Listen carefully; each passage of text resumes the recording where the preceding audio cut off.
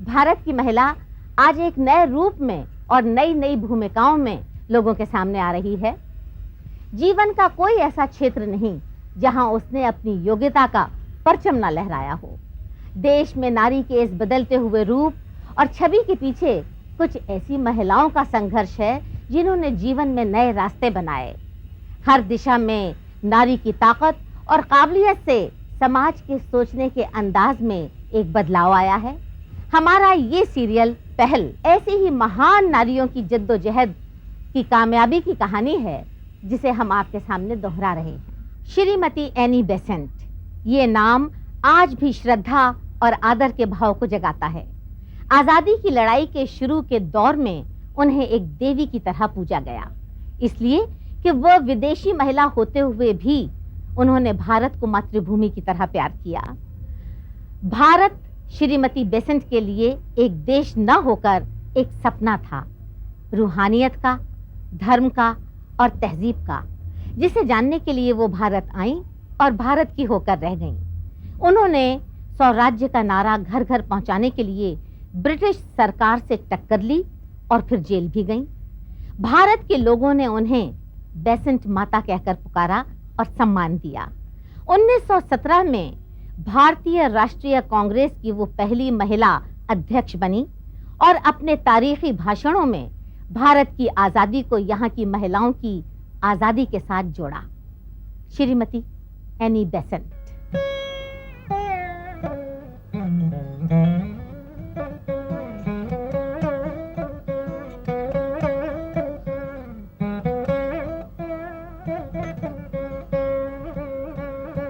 स्मृति कुंज, अडयार, मद्रास। यहां समाधि है उस महान आयरिश महिला की जिसने भारत को अपना दूसरा घर माना था और अपना सारा जीवन सत्य की खोज को समर्पित किया था। Shrimati Annie Besant theosophical society की अध्यक्ष थीं, पर इससे भी कहीं अधिक वो भारतीय नवजागरण की अग्रदूत थी। अपनी आत्मकथा में उन्होंने लिखा है कि उनका जन्म एनी वुड के रूप में 1 अक्टूबर 1847 को लंदन में हुआ था।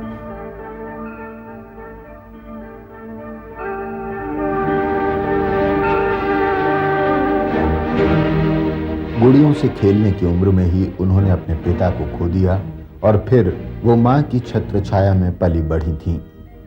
20 की होते न होते एक पादरी फ्रैंक बेसेंट से उनका विवाह हो गया, पर स्वतंत्र विचारों वाली एनी और उनके रूढ़िवादी पति के बीच कभी निभी नहीं।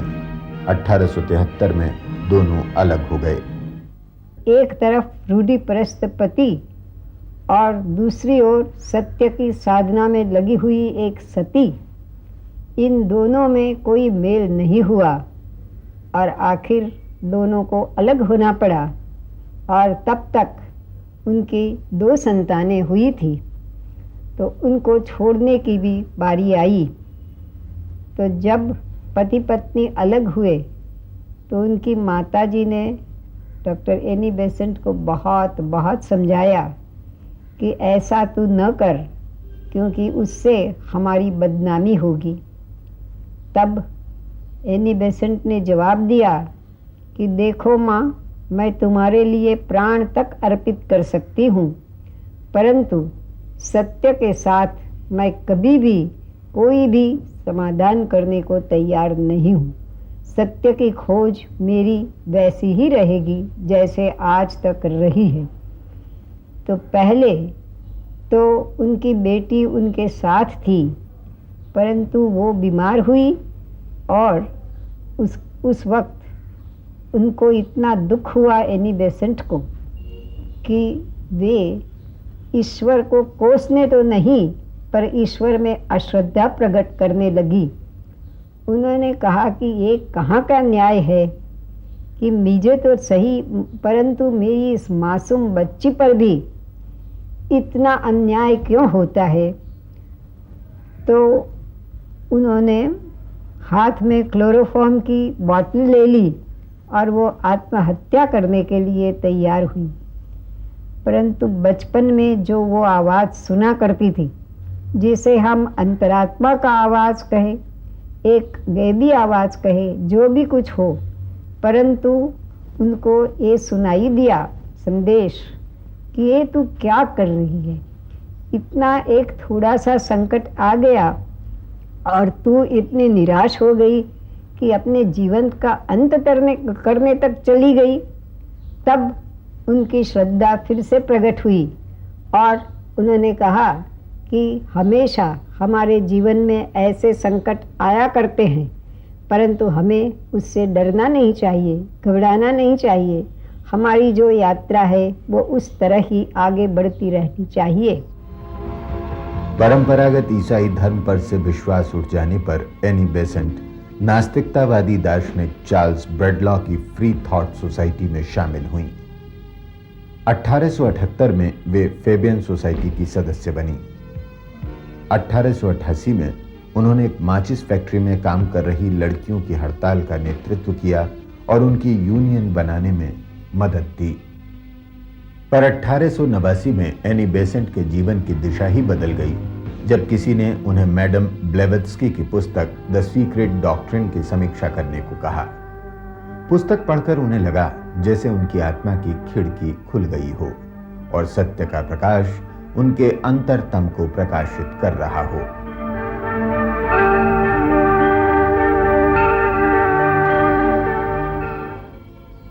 मैडम हेलेना पेट्रावना ब्लेवेत्स्की एक रूसी महिला थीं जिन्होंने अमेरिका के कर्नल ऑलकॉट के साथ मिलकर थियोसॉफिकल सोसाइटी की स्थापना की थी। इस सोसाइटी का मुख्य उद्देश्य है प्रकृति के अज्ञात नियमों और मनुष्य की आंतरिक शक्तियों की खोज। एनी बेसेंट मैडम ब्लेवेत्स्की से मिली तो उन्होंने उन्हें अपनी अंगूठी पहना दी और थियोसॉफिकल सोसाइटी के संचालन का सारा भार उन्हें सौंपा। इस सोसाइटी के ही काम से एनी बेसेंट 18 नवंबर 1893 को भारत आई।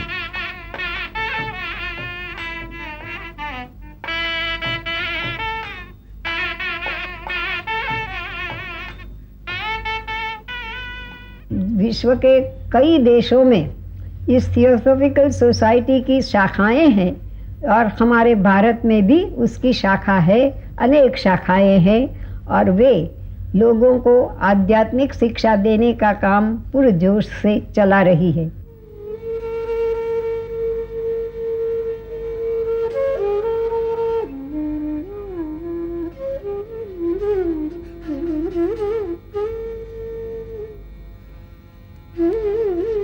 भारत में रहते हुए एनी बेसेंट ने भारत के लोगों की आशाओं आकांक्षाओं से अपने आप को एक किया। वे पूरे देश में घूमी और साम्राज्यवादी शासन में यहाँ की गरीबी और बदहाली का विद्रूप चित्र देखकर उनका मन विद्रोह कर उठा। एक महान संस्कृति के उत्तराधिकारी पीड़ित और दलित अवस्था में जीवन बिता रहे थे।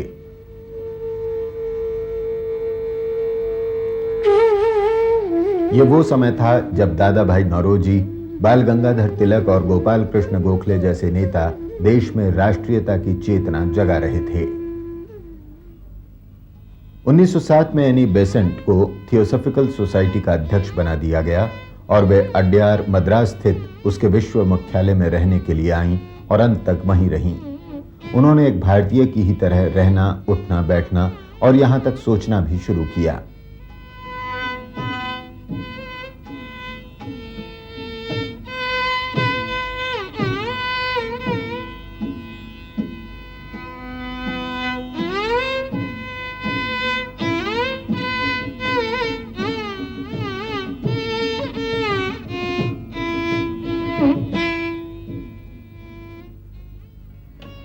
उन्होंने 1908 में वसंत प्रेस और उसके साथ ही थियोसॉफिकल पब्लिशिंग हाउस की स्थापना की। यहां से भगवत गीता के उनके प्रसिद्ध अनुवाद सहित 300 से अधिक पुस्तकें प्रकाशित हुईं। इन पुस्तकों में धर्म, दर्शन, सामाजिक सुधार और शिक्षा जैसे विषयों पर उनके विचार संकलित हैं और उनकी आत्मकथा भी शामिल है।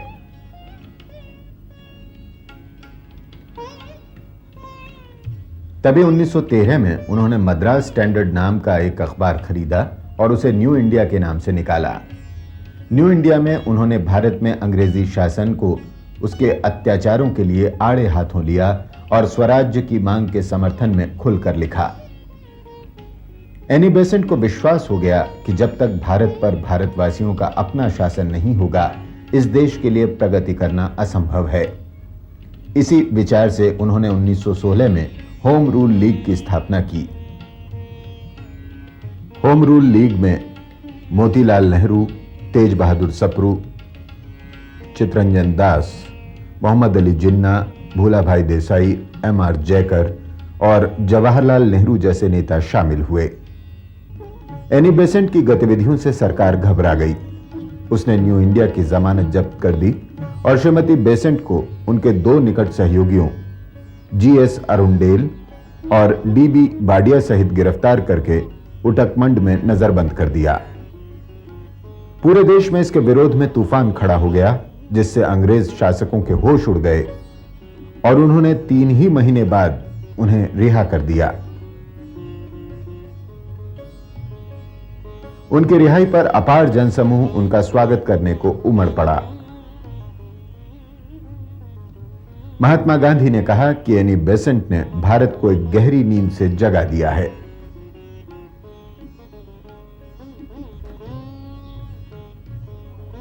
एनी बेसेंट ने स्वराज के नारे को गांव-गांव, घर-घर पहुंचाने का प्रयत्न किया।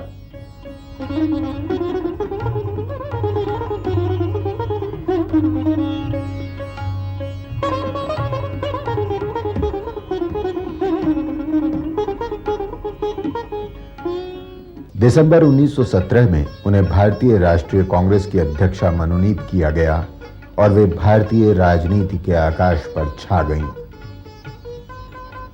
कलकत्ता में कांग्रेस अध्यक्ष के रूप में उनका स्वागत करने के लिए विशाल भीड़ उमड़ पड़ी। स्वागत समिति के अध्यक्ष बने गुरुदेव रविंद्रनाथ ठाकुर। उन्होंने कहा, अगर किसी यूरोपीय ने अपने देशवासियों के क्रोध और उपहास का लक्ष्य बनते हुए भी हमारा दुख बांटा है तो वो हैं श्रीमती एनी बेसेंट। कांग्रेस अध्यक्ष की हैसियत से बोलते हुए एनी बेसेंट ने अपने ऐतिहासिक भाषण में कहा, अपने पुनर्जीवन की इस प्रभात बेला में यातना केलित भारत देश फिर से उठकर खड़ा हुआ है, अमर, तेजोमय और चिर यौवन से परिपूर्ण। शीघ्र ही भारत स्वतंत्र होगा। शक्तिशाली और स्वतंत्र भारत एशिया की शोभा बनेगा और विश्व के लिए प्रकाश के वरदान के रूप में उभरेगा।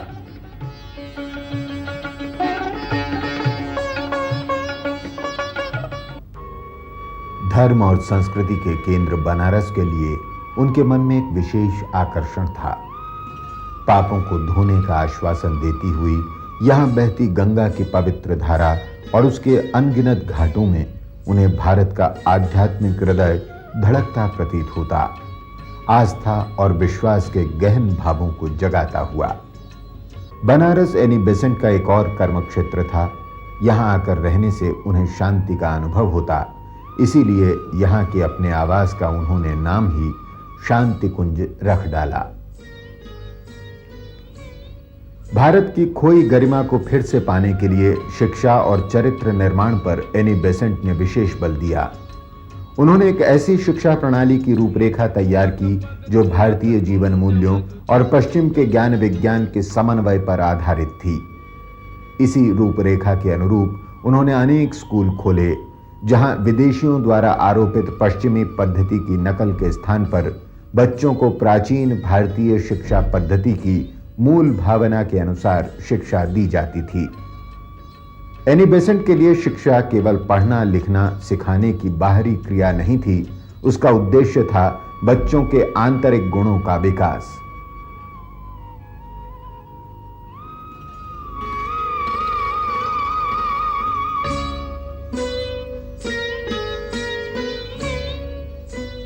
अपनी शिक्षा नीति के अनुरूप उन्होंने 1898 में बनारस में सेंट्रल हिंदू कॉलेज की स्थापना की, पर जब पंडित मदन मोहन मालवीय ने बनारस हिंदू विश्वविद्यालय स्थापित करने का निश्चय किया तो उन्होंने 1913 में सहर्ष ये कॉलेज उन्हें सौंप दिया ताकि उनका सपना साकार हो सके। एनी बेसेंट के सेंट्रल हिंदू कॉलेज को केंद्र बनाकर मालवीय जी ने अपने विश्वविद्यालय का निर्माण किया। भारतीय शिक्षा के इतिहास में यह एक युगांतकारी घटना थी।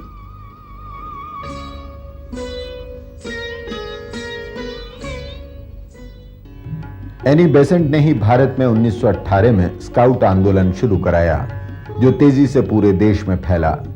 विश्व स्काउट संगठन के अध्यक्ष सर रॉबर्ट बेडन पावल ने उन्हें 1921 में मानद स्काउट कमिश्नर नियुक्त किया।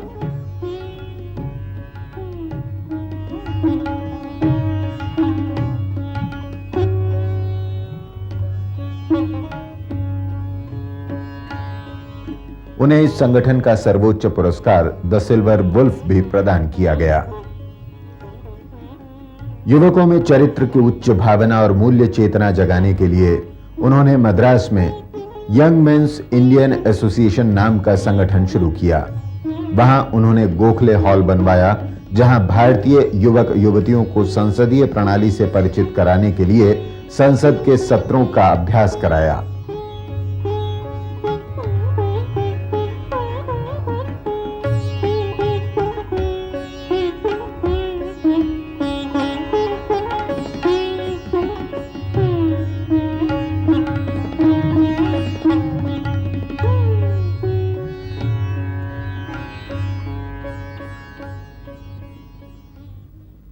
चार्ल्स लेडबीटर एक भविष्यवक्ता थे। उन्होंने जे कृष्णमूर्ति में भावी विश्व गुरु का रूप देखा। इस पर एनी बेसेंट ने कृष्णमूर्ति और उनके भाई नित्यानंद को अपने संरक्षण में ले लिया। उनका विश्वास था कि एक विश्व गुरु के रूप में कृष्णमूर्ति पूरी मानवता का मार्गदर्शन करेंगे। लेकिन कुछ समय के बाद कृष्णमूर्ति थियोसॉफिकल आंदोलन से अलग हो गए और सत्य के एक स्वतंत्र मार्ग पर चल पड़े। फिर भी एनी बेसेंट उन्हें अंत तक स्नेह और सम्मान देती रहीं। एनी बेसेंट ने महिला आंदोलन को गति और दिशा दी। उनके विचार से महिला आंदोलन अकेली महिलाओं का नहीं, पूरी मानवता का आंदोलन था। शिक्षा के साथ साथ वो ये भी चाहती थी कि स्त्रियां भी आगे आए और भारतीय संस्कृति में जिस सात्विक प्रवृत्ति का और वृत्ति का हमेशा जिसकी प्रशंसा की गई है, उस सात्विक संस्कृति का विकास हो। इसीलिए वो स्त्रियों को संगठित करना चाहती थी और उनको ये बिल्कुल विश्वास दिलाना चाहती थी कि जब कभी पुरुष और स्त्री में कोई झगड़ा होता है तो याद रखिए कि हमेशा जीत स्त्री की ही होने वाली है, क्योंकि बापू की तरह वो भी शायद मानती थी कि स्त्री माने अहिंसा की प्रतिमूर्ति है, या तो स्त्री माने महाशक्ति की प्रतीक है, जो वो खुद भी थी। तो इस तरह उन्होंने स्त्रियों को संगठित करने का प्रयत्न किया और उसके लिए एक विमेंस एसोसिएशन भी स्थापित किया, और बाद में जो एक विमेंस कॉन्फ्रेंस हुई उसमें भी उनका काफ़ी योगदान रहा। तो शिक्षा, संस्कृति, साहित्य सेवा भी उन्होंने अनोखी की। एक नए भारत के निर्माण के लिए विभिन्न क्षेत्रों में एनी बेसेंट ने अपने जीवन का एक एक क्षण समर्पित किया।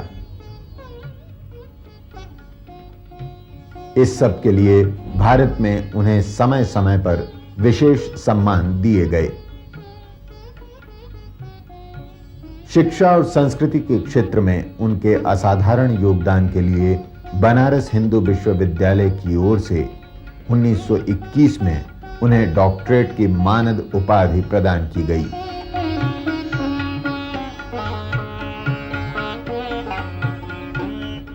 भारत के लोगों ने उन्हें ज्ञान की, गरिमा की, कर्मशीलता की, महानता की प्रतिमूर्ति मानकर प्रतिष्ठा दी।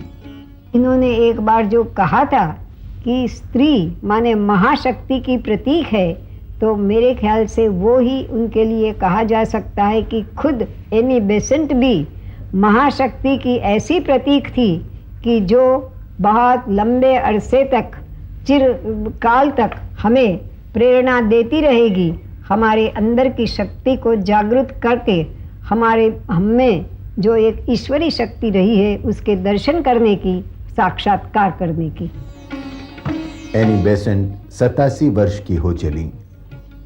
कर्मनिष्ठ जीवन के, त्याग के, साधना के, गतिशीलता के 87 वर्ष। और अंत में 1933 में वो दिन आया जब सत्य के पथ की इस महान पथिक ने अपनी जीवन यात्रा समाप्त की।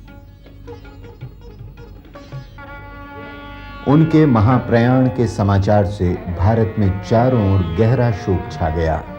पूरा देश उनके अंतिम दर्शन करने और उन्हें श्रद्धांजलि अर्पित करने के लिए अडयार में उमड़ आया। थियोसॉफिकल सोसाइटी का विश्व केंद्र उनकी कर्मस्थली रहा था और यहीं उनके पार्थिव शरीर की स्मृति को सुरक्षित रखा गया। इस देश के नवजागरण में इस महान विभूति ने जो कुछ किया, उसके लिए कृतज्ञ देशवासी उनका सदा स्मरण करते रहेंगे। आज भी एनी बेसेंट का जीवन उनके लिए प्रेरणा का अक्षय स्रोत है।